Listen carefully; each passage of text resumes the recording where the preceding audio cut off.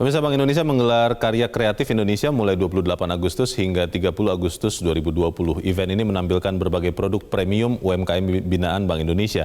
Seperti apa karya kreatif itu digelar dan bagaimana UMKM binaan Bank Indonesia merintis usahanya? Kita segera bergabung bersama Kepala Departemen Pengembangan UMKM dan Perlindungan Konsumen Bank Indonesia Budi Hanoto dan Manajer Gria Coklat Ngelanggeran Yogyakarta Sugeng Handoko sebagai salah satu UMKM binaan Bank Indonesia. Pak Budi dan Pak Sugeng, selamat sore. Selamat sore, Mas Leo. Ya, Pak Budi, tadi pagi dibuka Karya Kreatif Indonesia 2020. Bagaimana pembukaan itu berlangsung, Pak? Baik, Mas Leo. Pembukaan tadi berlangsung jam 9 sampai setengah 11. Dibuka oleh Bapak Gubernur Bank Indonesia, Bapak Peri Warjio, dan dihadiri oleh Menteri Koperasi dan UKM, serta Menteri Pariwisata dan Ekonomi Kreatif. Dan juga beberapa pimpinan kementerian lembaga Bank Indonesia, UMKM-nya juga, pimpinan perbankan, semua yang terlibat oleh UMKM. Itu kira, dan alhamdulillah berjalan lancar ya. Ketika pejabat negara, dalam hal ini Pak Gubernur BI, Pak dua Menteri itu satu visi, satu energi untuk mewujudkan bahwa UMKM itu mendorong UMKM menjadi kekuatan baru perekonomian nasional di era digital. Itu kira-kira. Baik, dan mereka, Pak Budi, boleh diingatkan lagi kepada kita, Pak, ada berapa UMKM, Pak, yang ikut di dalam Karya Kreatif Indonesia tahun ini? Ada 377 UMKM binaan ya, dari seluruh kantor perwakilan Bank Indonesia. Produknya banyak, ada yang kain, 127 UMKM, industri makan minum 132 UMKM, kerajinan ada 74 UMKM, dan juga kopi 44 UMKM. Baik, Pak Budi, saya ingin bertanya ke Pak Sugeng dulu. Pak Sugeng, boleh diceritakan secara singkat, Pak, seperti apa sebetulnya usaha yang Bapak lakukan baik sebelum maupun sesudah bekerja sama dengan Bank Indonesia ini, Pak Sugeng?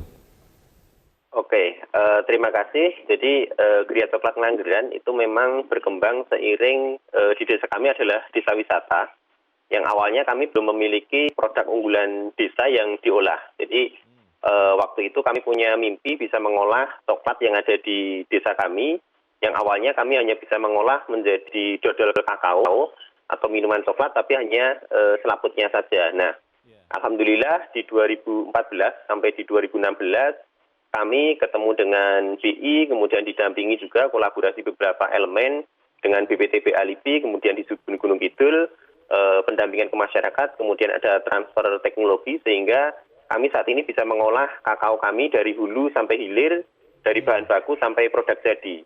Dan itu membuat produk yang ada di desa kami bisa kita olah secara sendiri.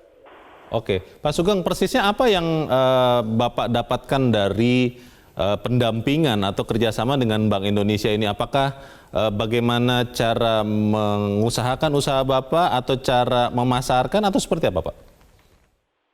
Karena ini adalah program kolaborasi, kita mendapatkan paket komplit ya, dari awal, dari hulu sampai hilir, dari bagaimana budidaya, kemudian pengolahan, kemudian manajemen di organisasinya, termasuk di pemasarannya. Nah, kita bersyukur dengan program komplit itu ketika kegiatannya selesai, kita juga bisa secara mandiri dan tetap ada jaringan untuk dibantu juga dalam pemasarannya. Oke, Pak Budi, sebetulnya ketika Pak Sugeng Handoko dan teman-teman UMKM lain hadir di dalam Karya Kreatif Indonesia ini, apa persisnya pesan yang ingin disampaikan oleh Bank Indonesia kepada kita semua, Pak? Baik, kalau UMKM sekarang ini kan di masa pandemik ya, selalu dalam kondisi yang tidak baik karena memang terdampak.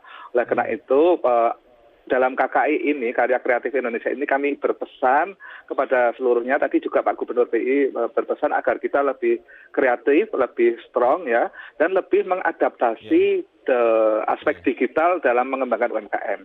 Kira-kira seperti itu tadi pesannya, dan nanti di Karya Kreatif itu akan ada pelatihan-pelatihan, Mas Leo, dan kami mengundang UMKM itu.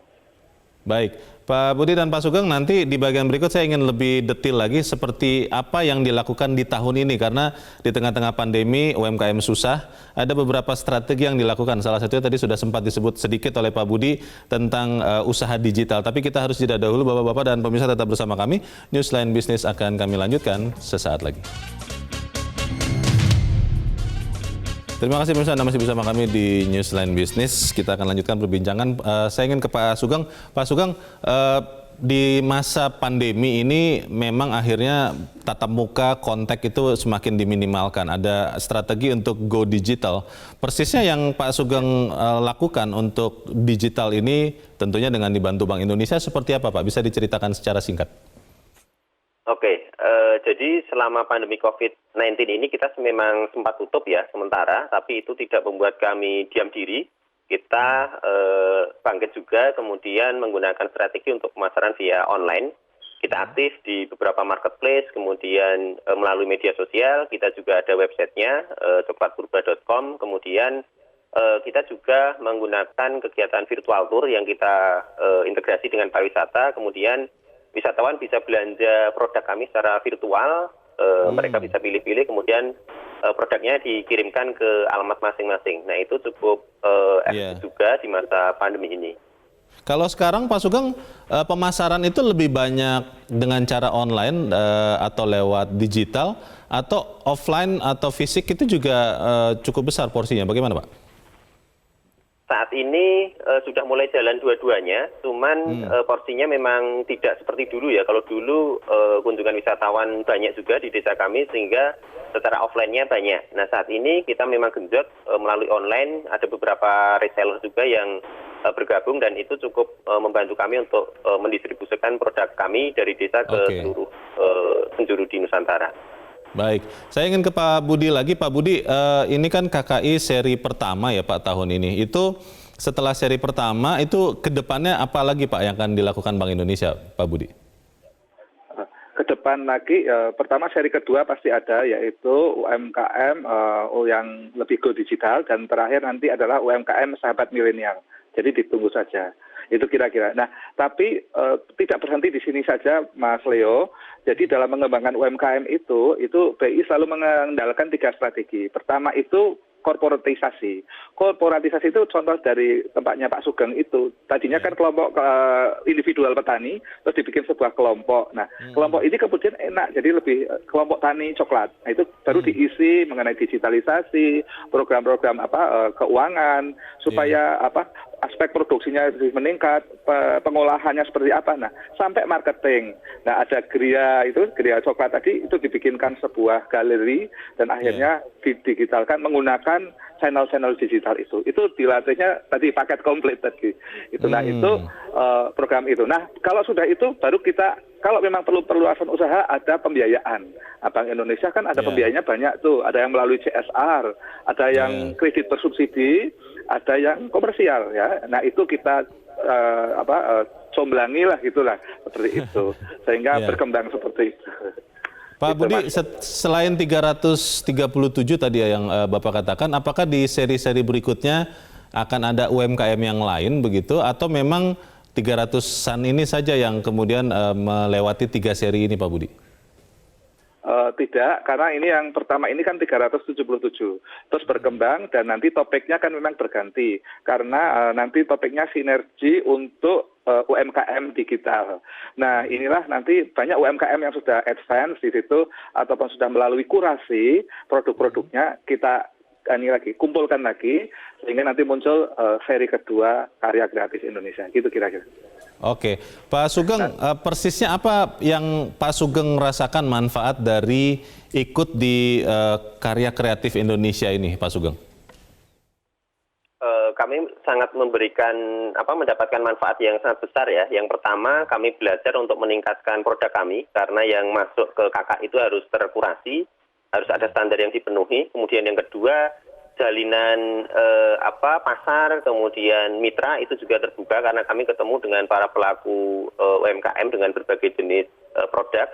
Kemudian yang ketiga, kita bisa semakin bangga dan percaya diri terhadap produk kita. Kenapa? Karena ya kita diajak untuk naik kelas, kemudian itu layak untuk dijual secara premium. Seperti itu, Pak.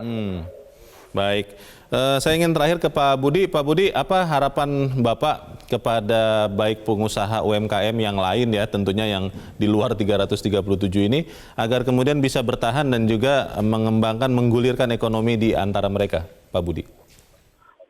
Baik, pertama ya memang digitalisasi ini menjadi kata kunci karena sekarang kan masih pandemik.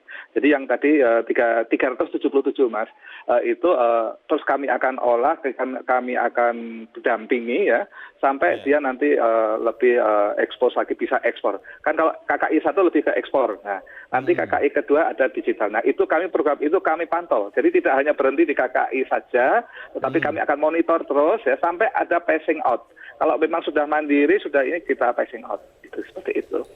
Passing out tapi tetap dimonitor. Gitu. Saya kira seperti itu, Mas. Baik, kita harapkan KKI ini akan benar-benar bisa efektif untuk mengangkat pengusaha UMKM dan sukses untuk Pak Sugeng, Pak Budi dan teman-teman di Bank Indonesia. Terima kasih untuk perbincangan ini. Selamat sore.